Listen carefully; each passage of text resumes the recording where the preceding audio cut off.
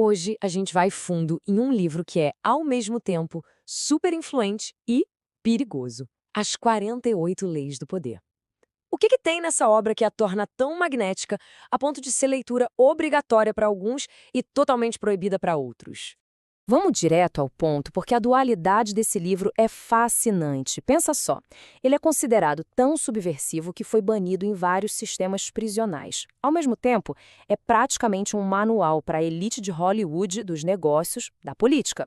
E é exatamente essa tensão que a gente vai explorar aqui. Para a gente entender essa complexidade toda, nossa jornada vai ser dividida em 5 partes. A gente começa entendendo o fascínio por trás do livro, depois explora a promessa de controle que ele faz, analisa o custo moral dessa ambição toda, ouve o que o autor tem a dizer em sua defesa e, no fim, a gente se pergunta, e aí, qual a relevância disso tudo hoje? Lançado lá em 1998, As 48 Leis do Poder virou um fenômeno global muito rápido. A revista Fast Company chegou a chamar de um mega clássico cult. A obra se firmou como um verdadeiro manual sobre as dinâmicas de poder, usando exemplos históricos que vão, sei lá, de Maquiavel até Napoleão. E o alcance dele é impressionante. Estamos falando de mais de 1.200.000 cópias vendidas só nos Estados Unidos, com traduções para 24 idiomas. A influência desse livro é simplesmente inegável.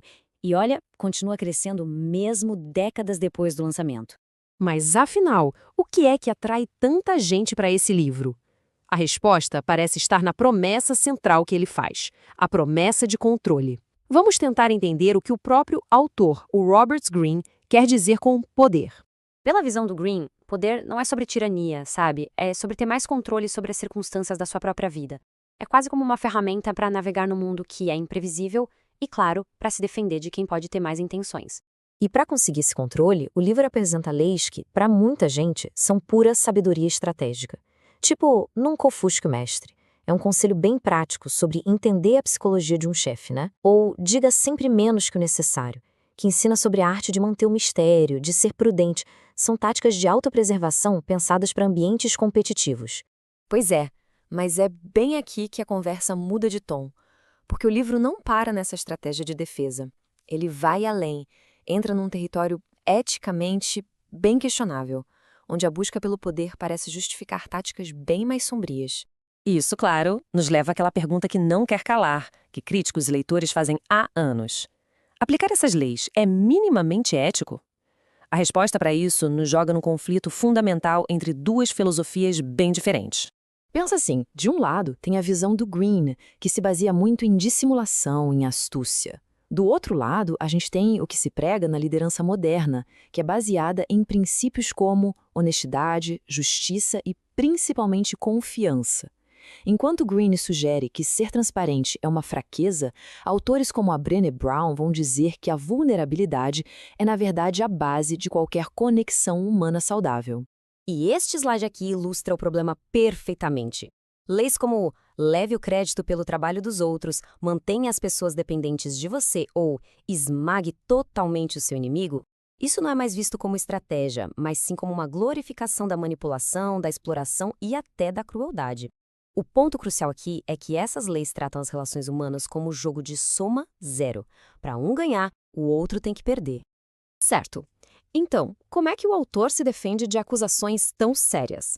Bom, a justificativa do Robert Greene é tão controversa quanto o próprio livro. Ele argumenta que a obra dele não é um guia moral, mas sim um espelho da realidade. Nas palavras dele mesmo, Greene não se vê como alguém que incentiva a maldade, mas como um realista. Ele afirma que o livro apenas descreve as dinâmicas de poder que já existem no mundo e que ignorar isso é se colocar numa posição de desvantagem. A ideia é, aprenda as regras do jogo para saber se proteger.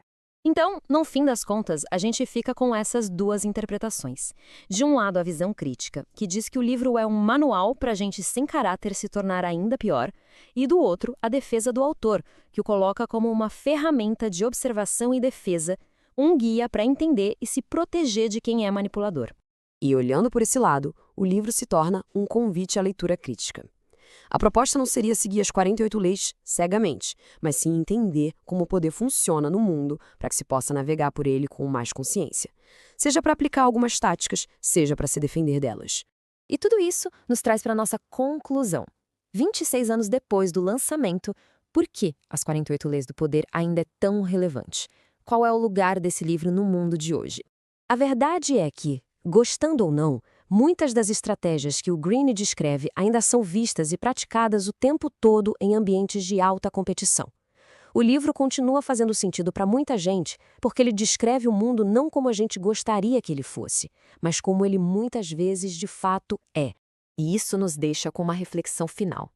Diante de um mundo onde essas dinâmicas de poder estão por toda a parte, qual é a melhor abordagem? A gente deve aprender as regras desse jogo para sobreviver e talvez prosperar? Ou a gente deveria se recusar a jogar, buscando um caminho baseado em outros princípios, mesmo que isso nos deixe mais vulneráveis?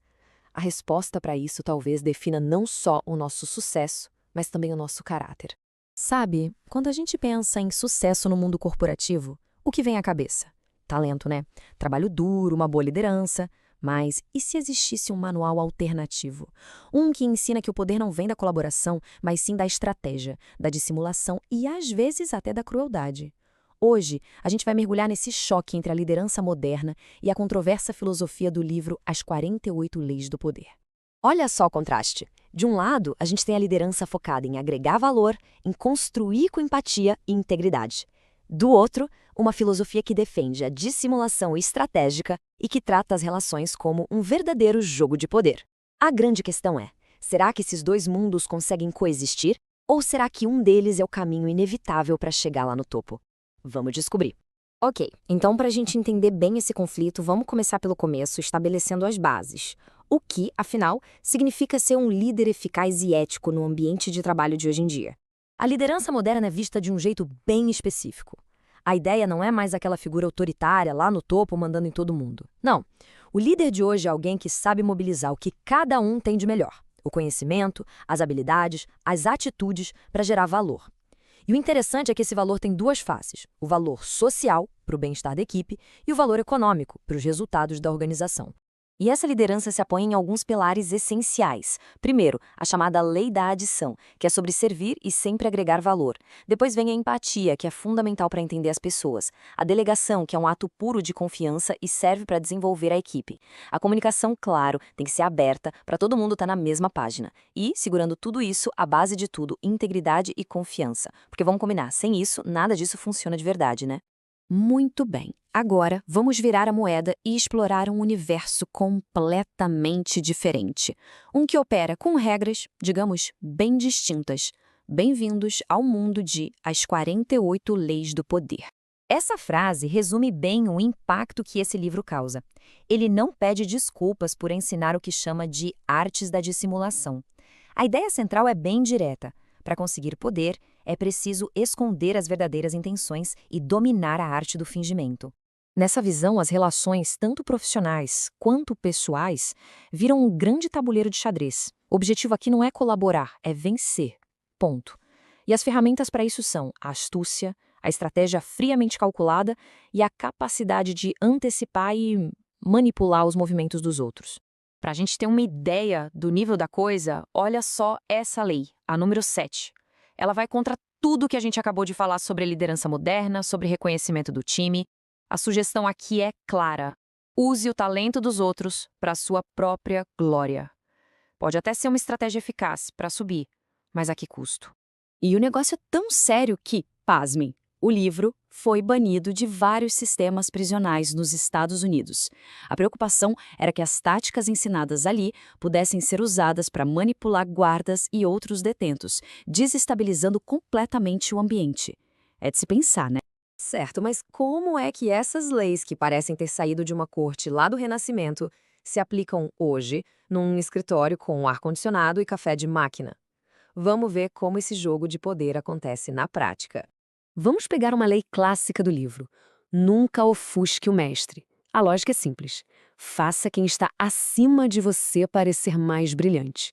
Se alguém demonstra muito talento, pode acabar gerando insegurança e sendo visto como uma ameaça e não como um aliado. E o que acontece quando um gestor, por insegurança, leva essa lei ao extremo? A gente viu o resultado nesse depoimento.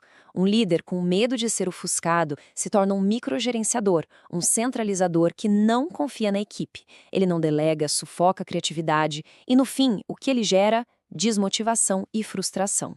E essa frustração toda tem um custo bem real. No Brasil, 70% das ações trabalhistas estão ligadas diretamente a falhas na gestão de pessoas. É um número assustador. E o problema é ainda mais específico. A maior parte dessas indenizações por danos morais não acontece por falhas do sistema da empresa, mas sim por condutas inadequadas de chefes mal preparados. Ou seja, um gestor que aplica mal as leis do poder não está só criando um ambiente tóxico, ele está se tornando um passivo legal e financeiro para a empresa. Então fica bem claro que esse caminho da manipulação pura tem consequências bem sérias e bem palpáveis. Vamos detalhar um pouco mais esses riscos que vão muito além de um processo na Justiça do Trabalho. É como uma espiral para baixo e é bem previsível. Primeiro, o gestor perde a confiança da equipe. Com a confiança abalada, a produtividade e o engajamento, despencam. Essa queda, junto com um ambiente ruim, gera aqueles riscos legais e financeiros que a gente viu. E, no final da linha, a reputação do próprio gestor é que fica manchada para sempre. E o mais importante, os riscos não ficam só na empresa. A responsabilidade pode se tornar pessoal. Ou seja, o gestor pode ter que responder com o próprio patrimônio. Diante de tudo isso, fica a pergunta: esse livro é só um manual tóxico que a gente deve evitar? Ou será que existe outra forma de olhar para ele? E é aqui que a conversa fica interessante. Porque talvez o maior valor de As 48 Leis do Poder não esteja em aplicar as regras, mas sim em compreendê-las para navegar no mundo real. E se a verdadeira estratégia for usar esse conhecimento para construir um tipo diferente de poder, o próprio autor, o Robert Greene, dá uma pista. Ele se define como um realista. Ele diz que descreve o mundo como ele é, não como deveria ser. Isso muda a perspectiva, né? O livro pode ser lido não como um manual de ataque, mas como um mapa do terreno político que todo profissional enfrenta. E isso nos leva a um conceito muito útil: o poder defensivo. É basicamente a habilidade de reconhecer e se proteger desses jogos de poder, da manipulação no ambiente de trabalho, mas fazendo isso e, ao mesmo tempo, mantendo a própria integridade. Um líder que entende essas dinâmicas consegue proteger sua equipe, defender seus projetos com mais eficácia e construir alianças, tudo isso jogando limpo. Sendo assim, as ferramentas do líder moderno não são uma alternativa ingênua às leis do poder. Na verdade, elas ficam mais fortes com o conhecimento delas. A persuasão se torna mais afiada quando se sabe reconhecer a manipulação. A integridade se destaca muito mais em ambientes cínicos. É um poder construído sobre a consciência estratégica e não sobre o engano. No final, a escolha se resume a isso. De um lado, o poder que manipula, que centraliza e que no longo prazo se autodestrói. Do outro, o poder que influencia, que desenvolve pessoas e que se fortalece com a inteligência estratégica e a integridade. A questão que fica é, para se destacar na carreira e na vida, qual desses poderes faz mais sentido construir?